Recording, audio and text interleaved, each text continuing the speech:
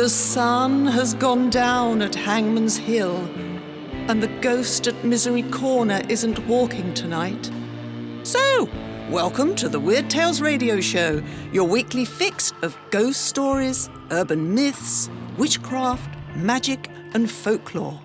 And now, here's your host, writer, award-winning journalist, best-selling author, and sometime werewolf hunter, Charles Christian. Hello and welcome to another episode of the Weird Tales Radio Show. I'm Charles Christian, and thank you very much for listening in again. This week we have not one but two guests. We start with Derren Mace, talking about some of his paranormal research activities, and then it's over to Weird Tales favourite Naomi from Inanna's in Norwich to talk about the Winter Solstice and to read us a rather magical Christmas story. Oh, and we've also plenty of short winter ghost story fillers to spice up this week's show mix. Anyway, let's get on with our interview. And I'm talking to Derren Mace about the paranormal research activities he used to be involved with. I actually first encountered Derren through my music radio activities. However, we are hoping to join together for a fresh ghost hunting adventure in the coming year. So Derren, I know you through music radio, but you've also got an interest in the paranormal and you've done your own bit of paranormal research. Take us to the very beginning when you first got interested in it. Something to do with a fishing trip, I believe. It was, yes, Charles. Basically, we took the boys out one day for a little fishing trip, as my friend used to have the franchise of some lakes around a very old 15th century building, a place called Bulbrook Castle. Mm-hmm. Although it wasn't a castle, it was actually Henry VIII's old hunting lodge in the Ashdown Forest. And it was a lovely summer's day, and one of the boys had snapped his line on his rod.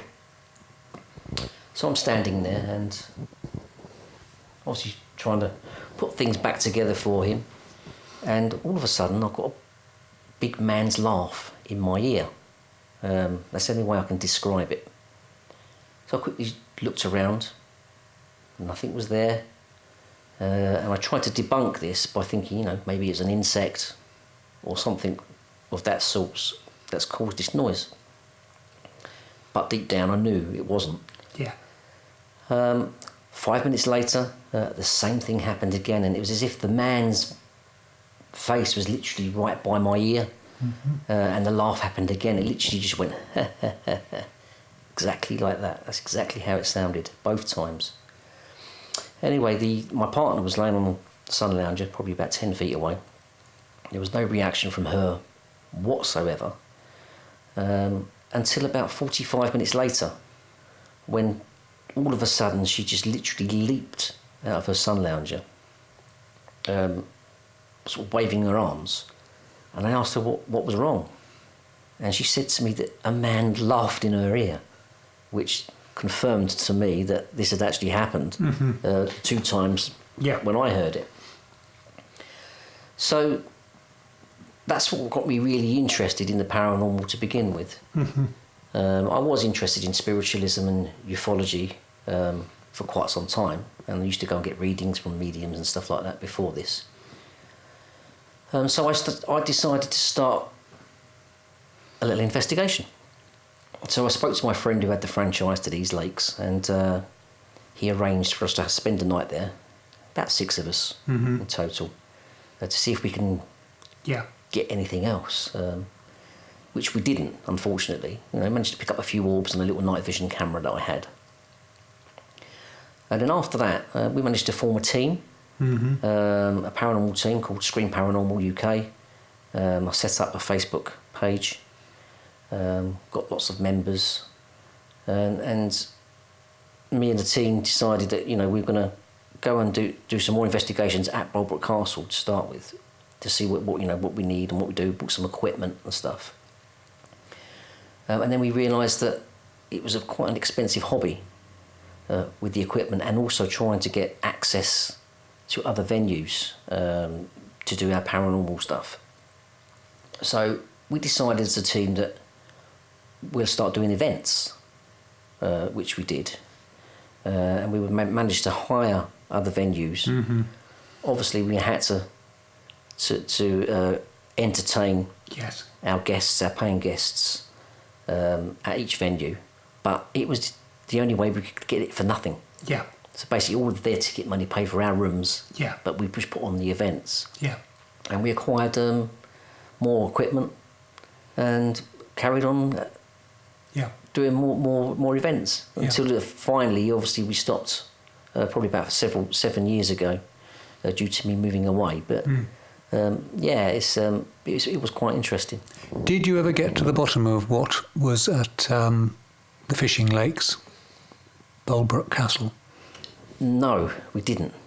But we did go back there for a daytime visit. We've got our new dog then, and he was allowed out for his first day out because he's had his injections and stuff. So we thought we'd take a trip down to Bolebrook Castle in the daytime, and we'd have to walk about. So it had like a miniature railway there as well, and a few things, and we could go in and have a walk around and what have you in the gardens. And me and my eldest boy, whilst we were waiting for the girls, was standing at the entrance to Bolebrook Castle, and the door was closed. And we heard this man's laugh behind the door, or it sounded like it was in the castle, exactly the same laugh. And this was a totally different day. And my boy said to me, "Did you hear that laugh, Dad?" And I went, "Yeah." I said, "That's the same laugh that we heard last time." But other than that, no one's ever mentioned about anyone else laughing there. We've heard of stories of a dog being seen there, a spiritual dog, and voices in the King's Room and stuff like that. But other than that, I never actually got any EVPs from there. Got plenty of orbs and stuff like that. But yeah, we didn't really get much from Bolebrook Castle as a whole, apart from the laugh. But obviously I didn't get no proof for that, unfortunately. But we did get some evidence from other venues. What sort of evidence do you get from other venues? I've got currently 2 really good Class A EVPs. For the benefit of people who don't know, an EVP is? Electro voice phenomena. Right. So basically it's like a digital recording. You can use your phones, anyone can do it. You can use your phones nowadays to do this. Basically you can ask out for a spirit, a question, leave a pause while you're recording, and hopefully you pick up a voice. But I've got 2 of those clips on the YouTube, and I'd say the Class A. I think I did send you one. I can't remember if I did send you one of the child screaming out in a room. And I actually have got another one as well. Actually, that was at Bolebrook Castle. The other one, I can show you that later on. And that was really good as well. We was doing a Ouija board session. And we didn't even realise that this recording was on the tape until 6 months after we recorded it. Someone had noticed it. And there was a young girl called Sophie with us, and she was asking out a question. And she asked a question, and she went, as she said yes or no, you could hear very quietly a whisper over the top of her saying, "Silence," like that. And then when she stopped asking the question, in the background you can hear a very posh lady's voice go, "Please leave." Lovely. What sort of equipment did you have in your heyday when you were doing it then? Just thinking for people who are thinking of taking up paranormal investigation on a serious basis. I mean, it's one of those things you could just go on and spend, but what realistically do you need? You don't really need an awful lot, to be honest with you. I mean, you can get stuff second-hand on eBay or somewhere like that if you want to go the cheaper way around things. But you can say you can use your mobile phone as a digital recorder, which you can use as an EVP recorder. So that's pretty much everyone carries one of those nowadays. So you can do that anywhere you go, in your own home or anywhere. So that would be pretty much free. Yeah. You wouldn't need to buy one of those, although we did. We bought a couple of digital recorders. Also, you've got the EMF meters, which we bought a couple of K2 meters. There are various ones out there you can use, ones that make beeps and sounds and stuff. And then obviously you've got the lights and the dials on those. We also got a night vision camcorder, which is probably the most expensive piece of kit, with UV lights to strengthen the lighting in the dark. And if you do want to buy a camera, I would suggest you get a 0 lux camera, which actually films in total darkness. Right. You've got different luxes, but 0 lux is the best to buy. We also had, I'm trying to think of what equipment we had now. Dowsing rods was another one we tried using. Although Did you have any joy with them? a couple of people did in a graveyard. We went to, I can't think of the name of the place now, it's somewhere out in Kent, Pluckley. Yeah. We went to Pluckley. That's one of the UK's most haunted villages, isn't it? Yes, it is, yeah. And we hired out the pub there. I think it's called the Black Horse, I think it's called. We hired out the pub there for an evening, and we ventured out over to the graveyard, which is right next door. And yeah, a couple of the girls was getting some responses on the dowsing rods out there. We also had some motion detectors, which basically is which comes in 2 parts or 1 part. One depends which ones you buy. And obviously, if anything walks through the beam, it sets off the alarms. Yeah. So we've had that go off a couple of times with no explanation. Other than that, you don't really need an awful lot. I mean, you can buy stuff. You can go really push the boat out and buy voice boxes and stuff like that, which we never had. Ouija boards, another one. I mean, I wouldn't suggest you dabble with them. Yeah. I mean, if you do, then just please make sure you say an opening protection prayer and a closing protection prayer after you've used them, and close the board properly. Otherwise, you could have something visiting you for the rest of your life. Yes. And of the investigations, or indeed your other experiences before and since, what's the scariest you've had? Oh, most definitely it would be the Black Swan in Devizes in Wiltshire. That is an awesome place. We've been there twice. We actually done one investigation for us, for our group, and it went so well that the pub owners actually asked us to come back and do one for them, for all the punters in the pub, which we've done. I've got some good photos from there.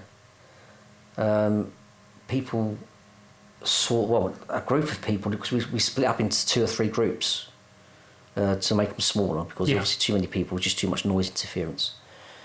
And one of the groups claimed that they all saw a lady in the basement cradling a baby, which we never got no video evidence of, which is such a shame, because our camera was literally sitting above where the lady was seen, which is such a shame.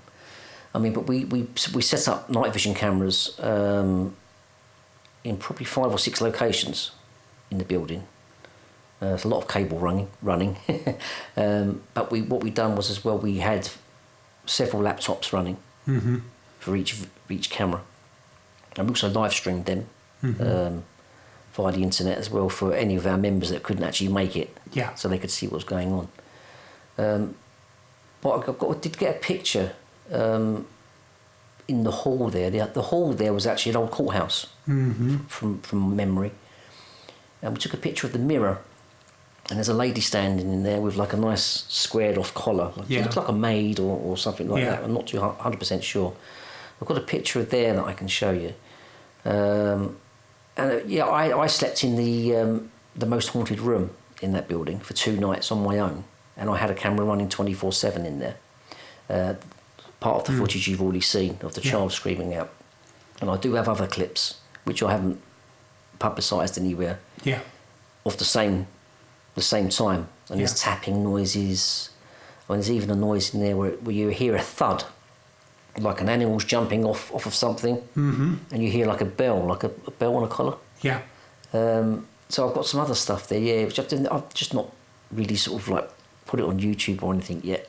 Yeah. Just getting time to sort of edit Yeah. stuff, as you know, it takes time. Yeah. But yeah, I mean, other places we've had Hayes Library in Bromley, which you're aware of. Yeah. Nothing really happened there. We did have, actually, Mark Howard, who used to be our medium. He Yeah. lives in South Africa now. He come to visit me a couple of years ago. And we did go to the Britannia Pier in Great Yarmouth, to the theatre. And we was actually underneath the theatre, underneath the stage area. There's probably a group of about 10 of us there. And Mark Howard put a 2p piece on top of a stack of toilet rolls there. And he put it sort of fairly close to the edge. And he was asking for spirit to move it or to knock it off. He said, come on, knock this penny off, knock this penny off. And all of a sudden we've heard this, sort of, not a bang, but like something really being thrown on the floor really, really hard. And straight in the middle of all of us was a pen. So he's asked for a penny. And you got a pen. And we got a pen. and no one knows where it came from. It wasn't nobody else's pen. And, you know, we've got on the camera, no one moved. You know, we've got it on the camera. And so we couldn't explain that one. And then about 2 months later, I spoke to one of the ladies who was at the event with us. Yeah. And she was part of the management team for the theatre. And she said that she was on her own, she saw in the theatre a legless torso of a man just drifting along the aisles. But a lot of the staff that did say as well that they felt very, very creepy every time they was in there. You know, like someone was with them. But I never actually got anything in there apart from the pen. Yeah. Which was very, very interesting, to be fair. Yeah. We can't explain that one. Yeah. What sort of pen was it? It was just a normal biro pen. It wasn't some sort of 19th century pen. No. It was just a normal everyday pen. But we still don't know where it came from. Yeah. You know, did anyone throw it while I was there? I don't think they did. I think I could safely say that I trusted everybody that was there. Do you think you'll get back to doing more of it, or is the radio station you're running now taking up too much of your time? And obviously you have a day job as well. Yeah, well, my day job... And a family. Yeah, well, my day job as a bus driver obviously takes up a lot of times, 12-hour shifts, and the radio station takes up the rest of my time. But, I mean, I've still got all the equipment. I've still got it. I haven't sold any of it. It's still sitting in the shed somewhere. But it has been spoken about, that we may go and do some more. Mark Howard is, I think, planning another visit over from South Africa, and he did mention that he wants to go out and do something again. Yeah. As for running events for members, probably not. Because it's getting a bit overcrowded now, isn't it? That it is, and you know, we done a venue in Clacton. St Joseph's is the old jailhouse there. Yes. I'm sure you're aware of that. And to be honest with you, that was quite expensive. I think they was charging £35 a head for us to go. But that was based on a minimum of 10 people. And it's so tiny in there. When we done it, you could, everyone could hear each other. It wasn't suitable, to be fair. Also the trust. You've got the trust issue there, because obviously you've got people coming to an event with you. Occasionally we've had people mess around, you know, and pretend something's happening, you know, and that's not really good. So it's good to go in small numbers, and preferably with people that you do trust. And that way you're going to get a more of a reliable sort of sense of security, if you like, with the other guys, you know, that what they're saying is actually happening or has happened, you know. Yeah. But as for doing more investigations, it's something I would consider doing again. I mean, I love the subject. Absolutely love the subject. I'd like to learn more about it, but can't explain it. Yeah. And on a sort of organisational question, there's some people say, having a medium with you is a good idea. Others are against it. You think it's a good idea having somebody with those powers? I think it could be useful. I mean, when we done the Black Swan in Devices, we had two mediums. We had Mark Howard, who's a very good friend of mine, so I trust him implicitly, and another guy called Luke Cunningham, and they both run 2 different groups for us. Now, in the most haunted room where I stayed, the story goes that there was a fire back in the 1700s, I believe, and a lady and a young child perished in this fire. Now, you've heard the recording, and maybe you can grab it, you might be able to play it on your show. Is a young child screaming out. Now, if you listen to it very carefully, the recording, especially with headphones, it's probably preferential, you can hear whispering going on before the child screams out. And to me, it sounds like, "Go to sleep, Emily, go to sleep." That's what it sounds like to me. And then the child screams out. But on 2 separate occasions, when Mark Howard brought his group into that room, and also Luke Cunningham later on in that room, they both mentioned the name Emily, which I thought was pretty good, to be fair. And then we found this recording 6 months later. And then, to me, it sounds like that. I mean, you can make your own mind up if you listen to it. You can make your own mind up. But for both of them, 2 individual times, to both say they picked up on a young girl called Emily, it's quite useful, I think, to have mediums sometimes. Yeah. But I do say to everybody, have an open mind. If you don't have an open mind, then there's no point you joining in. Have an open mind. Get your own evidence. Yeah. Get your own evidence for your own proof. Yeah. You know, you don't have to rely on what other people say. You can listen to our evidence, take it as you will, debunk it if you can. But the best way to do it is get your own evidence. That's brilliant. Thank you very much. You're welcome.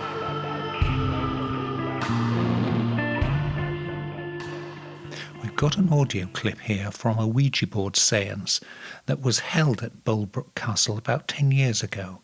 See if you can hear the woman's voice say, "Please leave." Okay, if there is any kindred spirits here that would wish to make contact with us, please say yes or hello.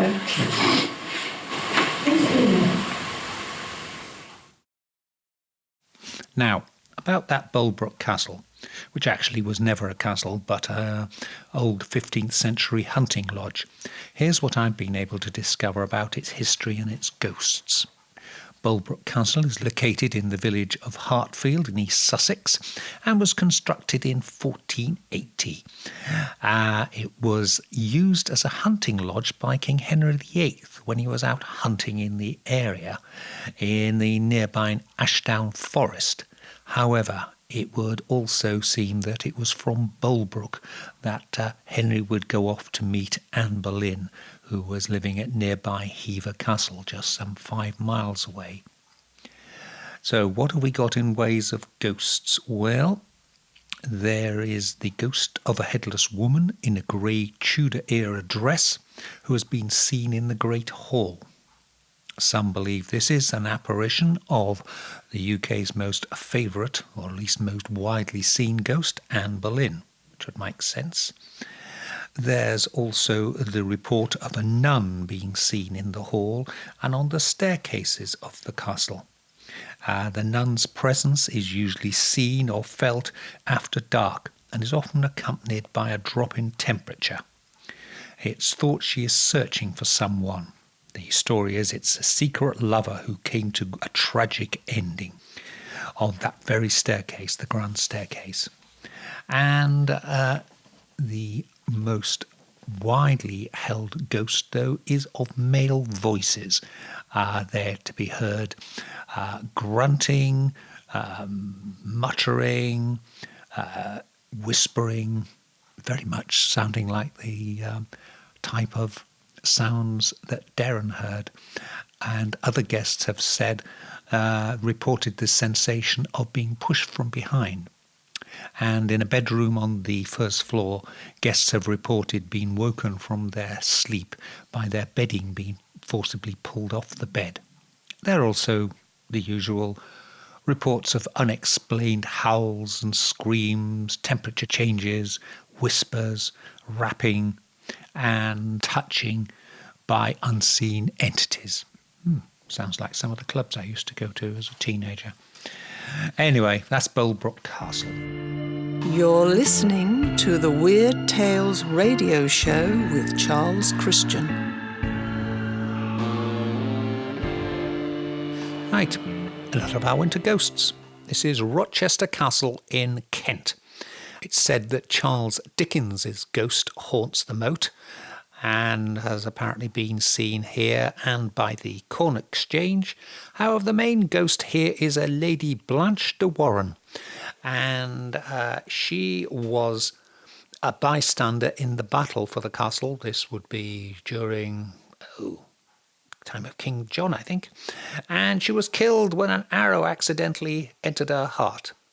She'd nowadays be called collateral damage, and her shade has been observed still staggering with the arrow protruding from her chest. And another ghost, Christmas ghost from Kent, and this is at Faversham at the Shipwrights Arms pub.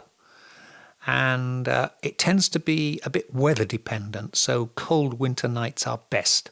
It is having died as a result of a shipping accident. A phantom sailor appears here now on icy nights. His favourite trick is to open the front door of the pub, walk in, only to disappear moments later, leaving only a strange, disconcerting odour.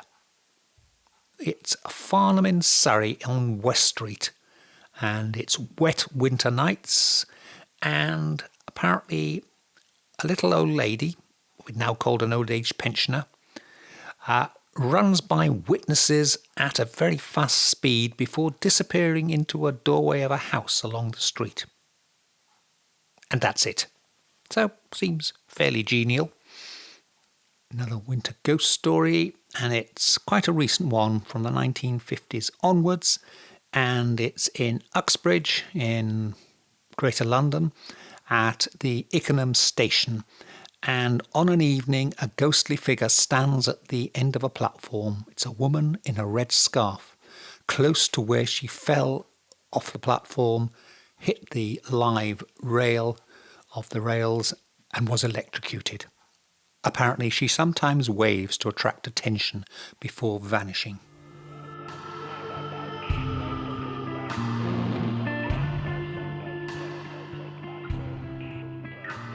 And now over to Weird Tales' favourite Naomi, who is going to talk about the Winter Solstice and then go on to read us a rather magical Christmas story that I've never heard before and which I'm guessing many of you won't have heard either.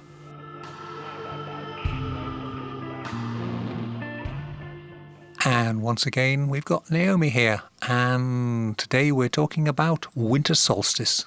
Hello, Charles. Welcome back to Ananas. And what a change in the weather since we were last here, even from the end of October.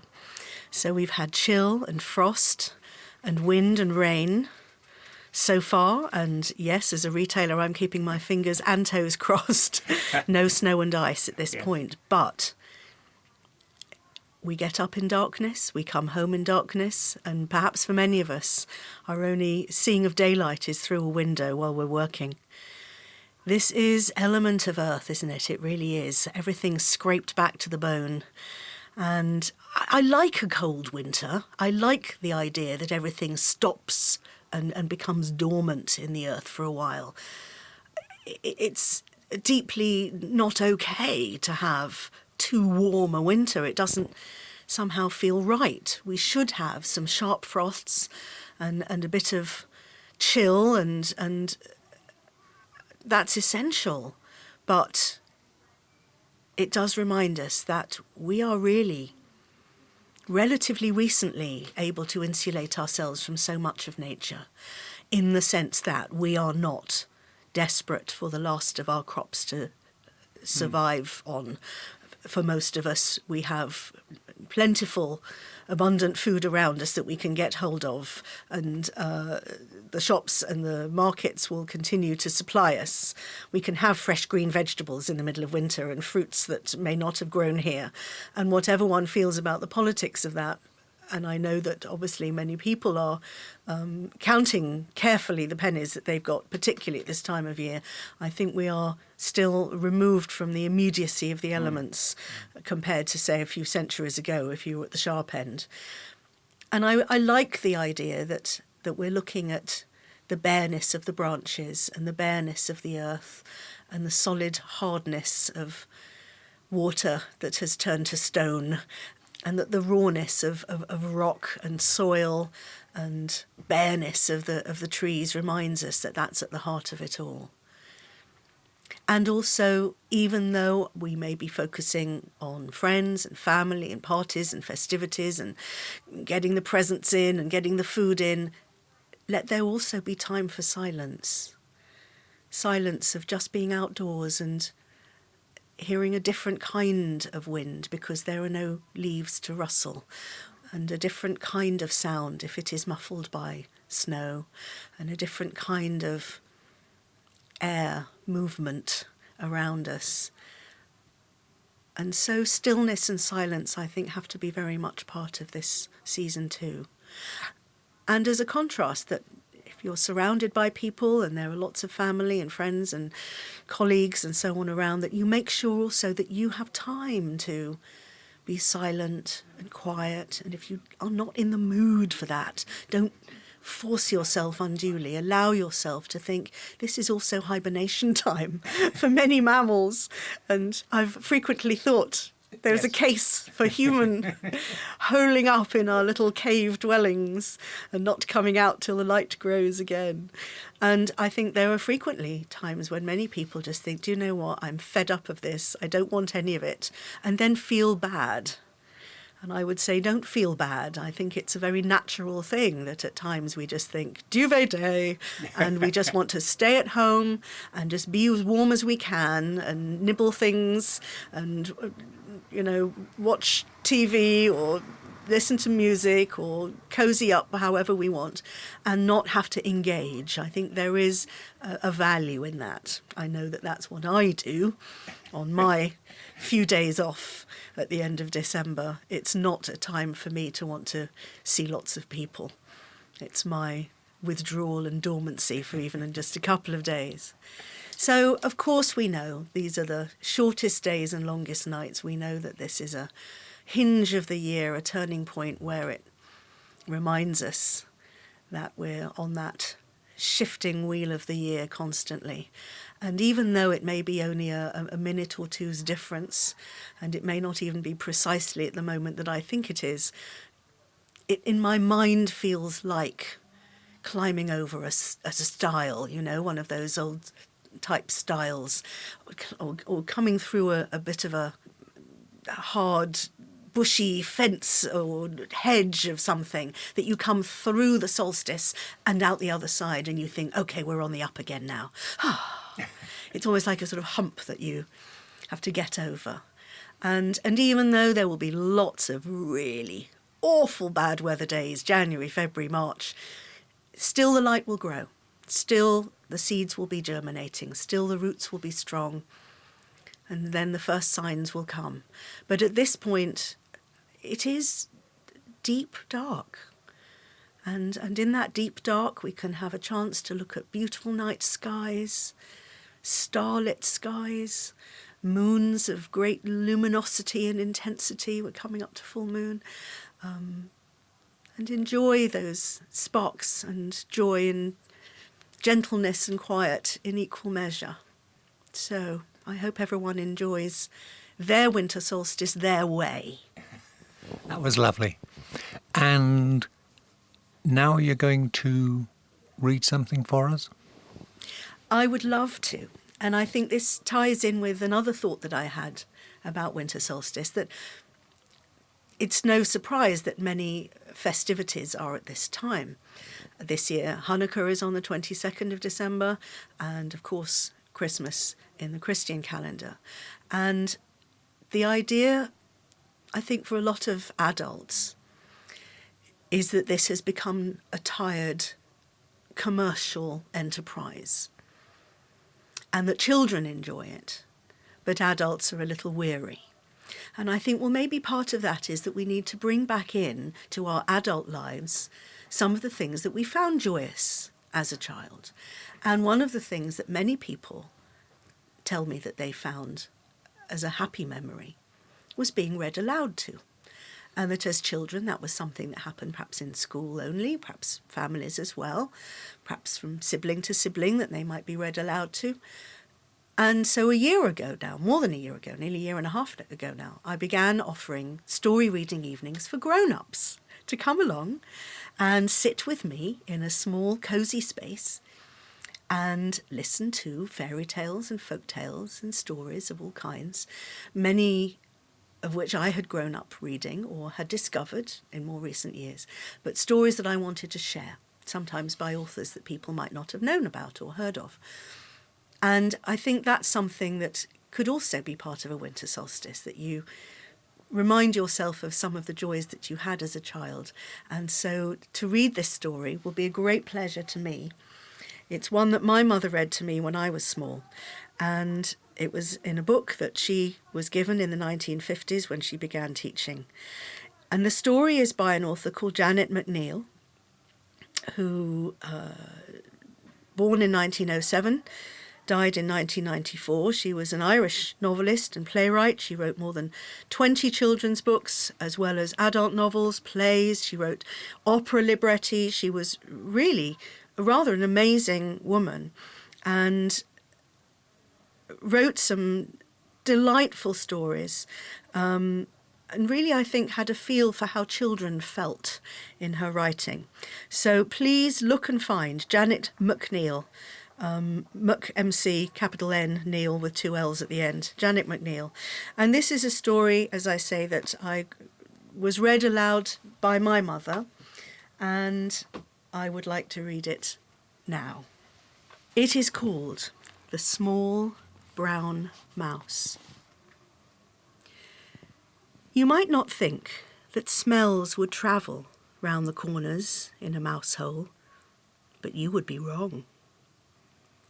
The small brown mouse knows at exactly what angle in the hole to sit, so that all the smells from the room beyond are reflected to him, accurately and deliciously. He is safe there, with the roof of the mouse hole just above his head, and the sides of it sitting snugly to his shoulders, so that nothing can jump at him suddenly from any direction. And he can see the light from the room shining up the tunnel, which generations of his family have polished with their furry flanks. Whichever of his ancestors it was who had been the architect for that mouse hole, he had known his business well. And each evening the small brown mouse takes up his position, and his quivering nose tip explores all the smells that reach him. In the winter evenings, the most exciting of the smells are of cocoa and digestive biscuits. And when he smells those, the small brown mouse knows that soon there will be a stir in the room. Chairs will be pushed back. Someone will say, "Come on, puss, time you were out." Doors will open and shut again. Feet will sound on the stairs. Light feet first, then heavier feet. And at last the room will be left in the quiet dark, but for the glimmer from what is left of the fire. This is the moment that the mouse has been waiting for. He comes out of the mouse hole and across the floor like the flicker of a shadow. And he has his supper from the crumbs on the carpet, and he is thankful that digestive biscuits are so very brittle, and that the family makes so many crumbs. One evening, in the middle of winter, the small brown mouse was sitting just around his particular angle in the mouse hole, waiting for his supper. It was cold and frosty outside, and he was hungry, and he hoped the biscuits had been rather more brittle than usual, and the family more careless.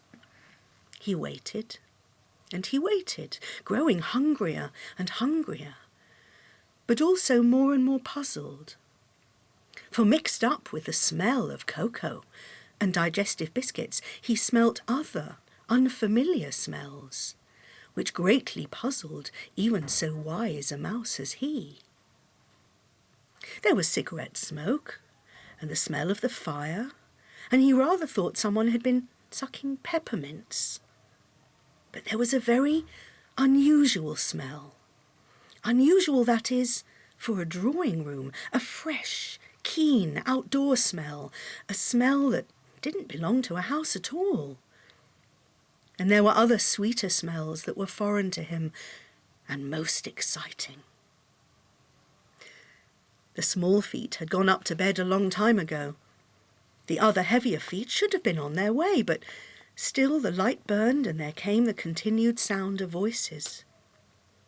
What with hunger and curiosity, the small brown mouse crept another inch towards the room and then crept an inch back again, for the cat was still there, the silent presence that turned your legs to water and made your heart sick, the dreadful and inescapable cat. The mouse was beginning to think he should go back up the mouse hole and take his supper off the piece of cheese rind he had stored there in case of emergencies, when at last he heard the familiar sounds that he had been waiting for.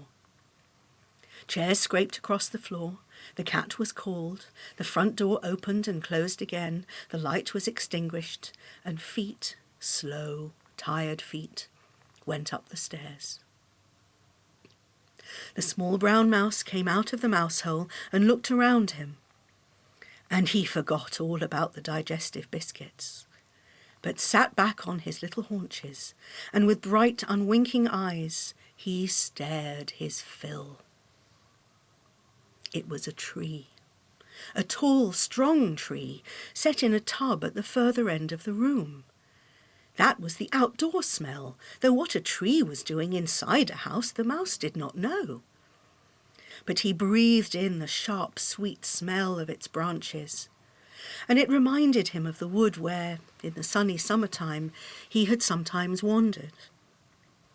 But this tree was different from all other trees. Its dark green branches were hung and spattered from tip to toe. It burned and glittered and sparkled. It was alive with bright colours that were not fruit nor blossom. And at the top was a figure, half child, half bird, and he knew that it was an angel. Forgetting how hungry he was, the mouse crept forward to investigate this unexpected tree. He climbed carefully over the tub and up among the branches, nosing around backward and forward, smelling and feeling and looking at all the things that he found there.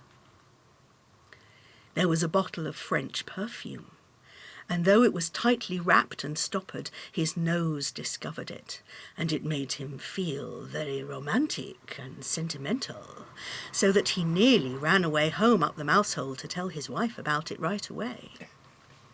But a little higher up there was a cigar, and although there was only a breath of it coming through its silvery case, it was enough to make our mouse feel bold and manly, so that he went higher up still, examining everything as he went.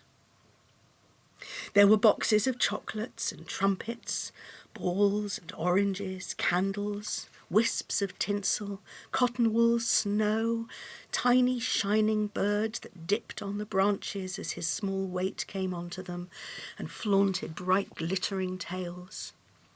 There were books and boxes of handkerchiefs and many other things which baffled the mouse completely, so strange and unusual they were. But what he admired most were the large, bright balls, red and blue, green and gold, in which, by the light of the fire, he could see his own reflection looking out at him. A warlike red mouse in the red ball, a romantic blue mouse, a mermaid mouse of cool, translucent green. Best of all was an amber ball, which reflected a tawny, benevolent lion of a mouse as truly golden as the cheese that mice dream about when they are happiest. Soon he had been all over the tree, except for the highest branches, where there was little foothold, and where even his feather weight might find little enough support. It was only then that he remembered how hungry he was, and he went down to the carpet again, and ate up the crumbs of the digestive biscuits, and as he chewed, he never took his eyes off the splendid tree. His supper gave him courage, and he decided that after all, he would attempt the last perilous inches to the top, where on the slender stem the angel was poised. So up he went again, scrambling and sliding, and he paused only to look just once more at his golden self reflected in the amber glass ball. And at last there was only a slim 6 inches between him and the small white feet of the angel. But just at the base of the final pinnacle was something that the mouse had not seen in his first excursion. Something as small as himself, something, in fact, very like himself. 3 chocolate mice. They lay side by side on the very last branch just beneath the angel. And our mouse looked at them, first with curiosity, and then with pity, for they were clumsy things compared with his own exquisite shape. Their ears were no more than lumps on either side of their thick heads. Their eyes were just spots of white sugar on the chocolate, set on unevenly at that. There wasn't a whisker between them, and their tails were poor things of limp string that hung down behind them. Our mouse looked back at his own elegant tapered tail that kept the balance of his body, and he looked again at the dangling bits of string, and he felt rather ashamed.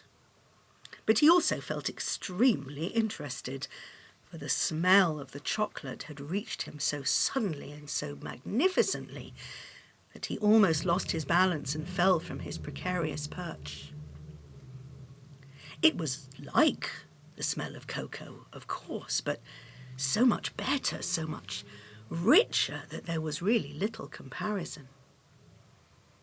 The shock of its sweetness paralysed him for a moment, and then he came a little closer, delaying, just for the pure pleasure of delaying, the lovely moment when his tongue should slide up the shining sides of the first mouse.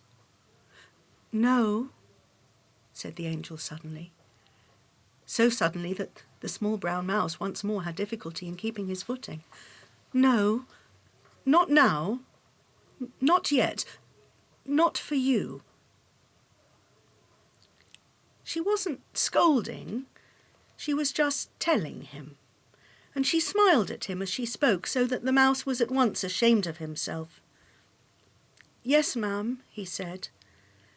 And because the chocolate mice still smelt so overpoweringly beautiful, so much that he could not keep his whiskers from vibrating, he came down off the tree, where the smell of them was mixed up with a lot of other smells, and he finished up a few crumbs of biscuit that he had previously overlooked. He should then have gone back into the safety of his mouse hole, but he could not bring himself to leave the enchanted tree, and all night he sat in front of the fire watching it. Even when the last flicker of the fire had burned itself out, and the coals sighed and fell together in white ash on the hearth, the mouse still sat on. For of course a mouse can see in the dark, and this mouse had never seen anything like this before. He forgot his wife who was waiting for him. He forgot to count the hours striking on the big clock in the hall. He forgot everything except the tree. That was why when morning had come he was still sitting there when the mistress of the house opened the door and the cat walked in. Before he knew it, the great cat was coming softly and steadily across the hearth towards him, and the mouse knew that he was lost indeed. The cat sat down placidly a few feet away and made no spring. The mouse watched him, sick with fear, unable to move. He wished the cat would be quick and spring and make a finish to it. "Hello, Nipper," said the great animal, and the mouse saw his strong white pointed teeth as he spoke. "Don't be in a hurry to move. You needn't mind me." And still he didn't spring.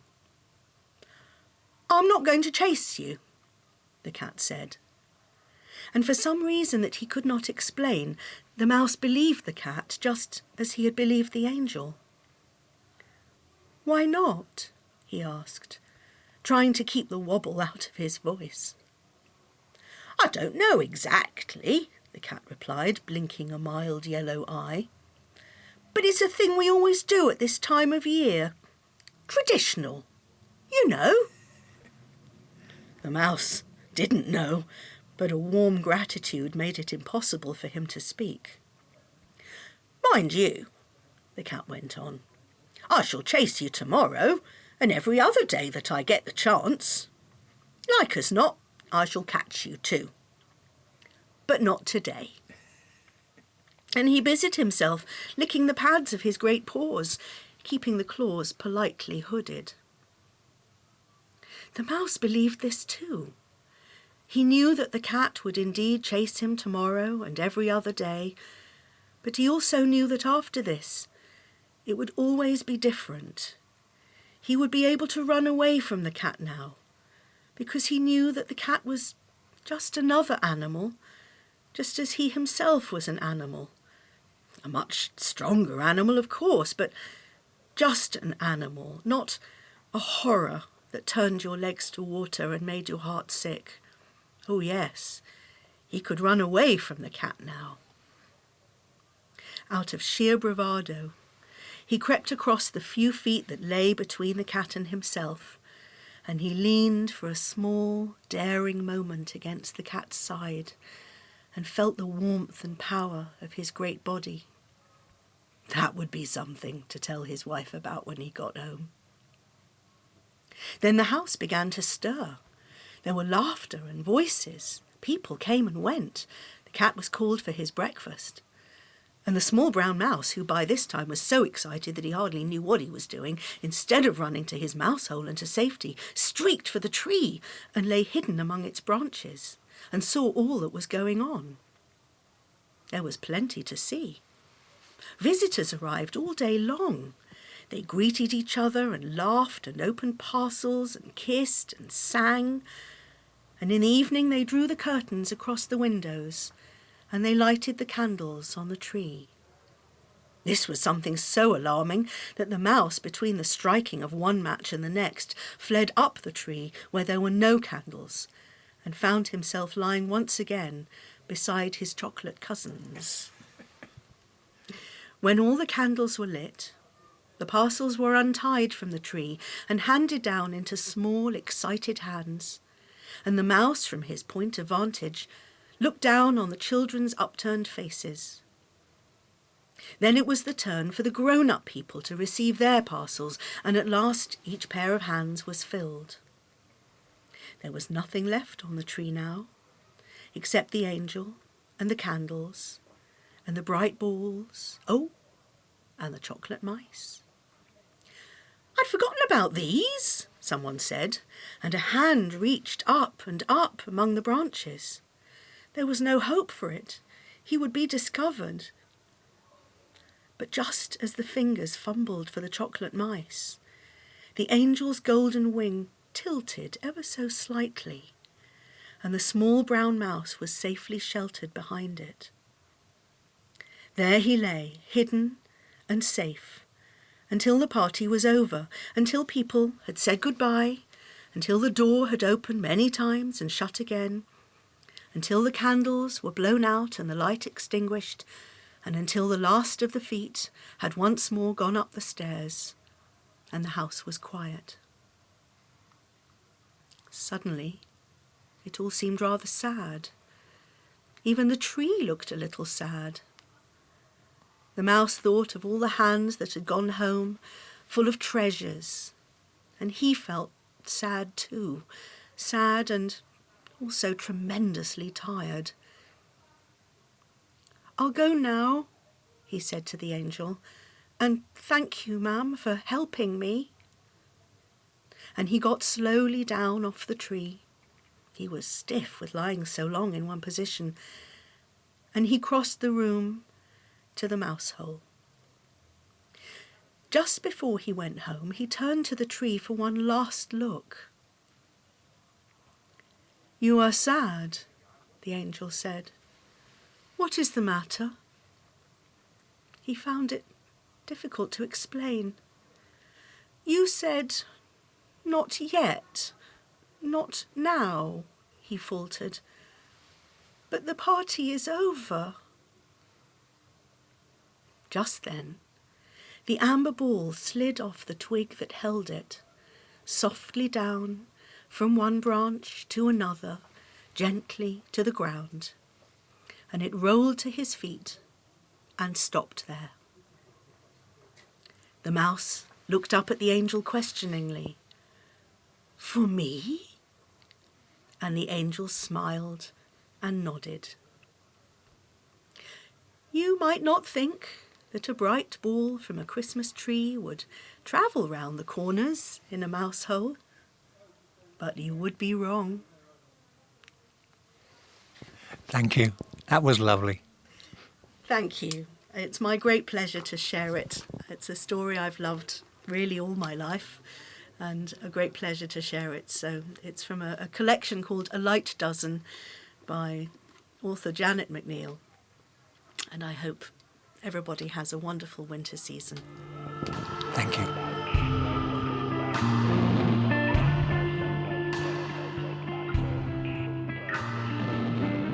And that's it. Time for me to go. Just remains for me to say thank you for listening, and I hope you join me again same time next week. Till then, this is Charles Christian saying good night, and may your gods and goddesses protect you from ghosts and ghoulies and long-leggedy beasties and things that go bump in the night. Although at this time of the year, in the Northern Hemisphere, it's probably just central heating pipes that are going bump in the night. That or rats in the wainscoting. Or scary clowns in the basement looking for their lost red balloons. Good night. Black Shuck, the demon dog of East Anglia, is baying at the moon, which means it's time for us to go.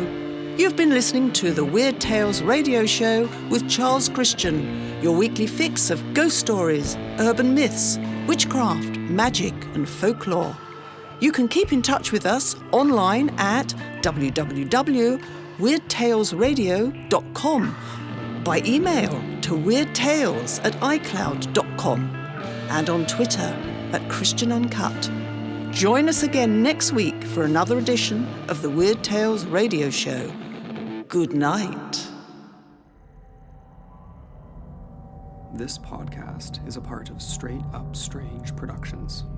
Discover more shows like this one at straightupstrange.com.